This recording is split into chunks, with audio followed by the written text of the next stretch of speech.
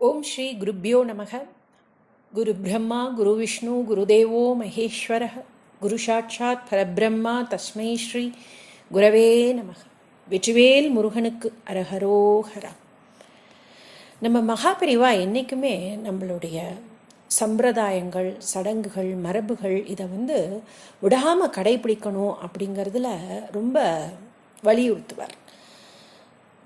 பிரதோஷ காலம் அப்படின்னாலே நம்மளுக்கு எல்லாம் சிவபெருமான் வழிபாடு தான் அப்படிங்கிறது தான் எல்லாருக்கும், நிறைய பேருக்கு தெரிஞ்சிருக்கும். ஆனால் பல பேருக்கு அது நம்ம நாராயணன் நரசிம்மர் வழிபாடு கூட இகந்த காலம் அப்படிங்கிறது அவ்வளவா தெரியறதுக்கு வாய்ப்பு இல்லை.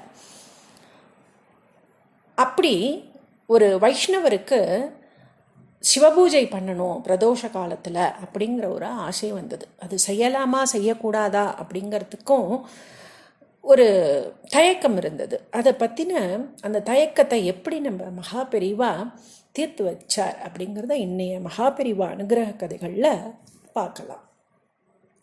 ஒரு வைஷ்ணவருக்கு நம்ம மகாபெரிவா கிட்ட எல்லை இல்லாத பக்தி, திருநீர் இட்டுக்கொள்ள வேண்டும் என்ற ஆசையும் உண்டு. ருத்ராட்ச மாலையும் அணிந்து கொள்ள வேண்டுங்கிற அவாவ இருக்கு. அவ்வப்போது நம்ம பெரியவாவை தரிசனம் பண்ணுறதுக்காக ஸ்ரீமடம் வருவார். அப்படி ஒரு தடவை வந்திருந்த போது பெரியவாளிடம் ஒரு பிரார்த்தனையை வச்சார். என்ன அப்படின்னா, பெரியவா கிட்ட இது மாதிரி, பெரியவா, ஒரு மகா பிரதோஷத்தை அன்னைக்கு நான் பஸ்ம தாரணம் பண்ணிக்கணும், நிறைய ருத்ராட்ச மாலை போட்டுக்கணும், ஸ்ரீ ருத்ர சமக்கம் இதெல்லாம் சொல்லி ஈஸ்வரனுக்கு அபிஷேகம் செய்யணும். ஆனால் நானும் வைஷ்ணவன், இதெல்லாம் நான் செய்யலாமா, இப்படியெல்லாம் செய்யலாமா அப்படிங்கிறத பெரியவா தான் சொல்லணும் அப்படின்னு கேட்டார்.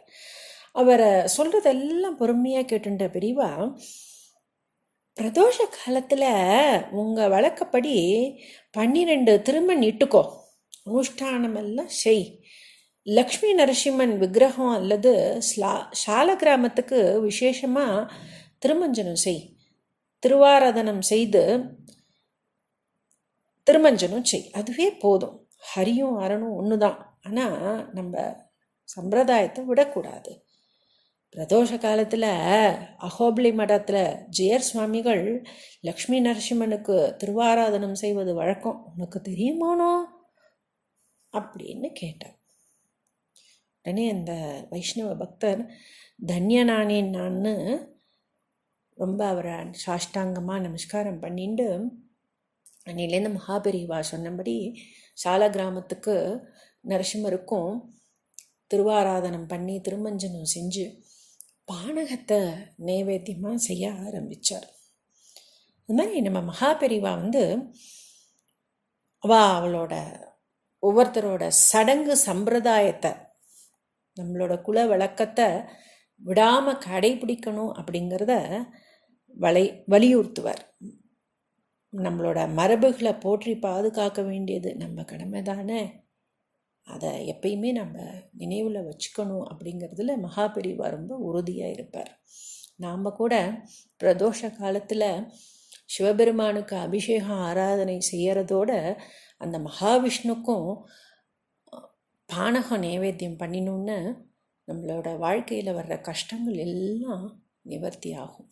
நாமும் மகாபெரிவா சொன்ன வழியில் இந்த மாதிரி செஞ்சு பயனடையலாம்.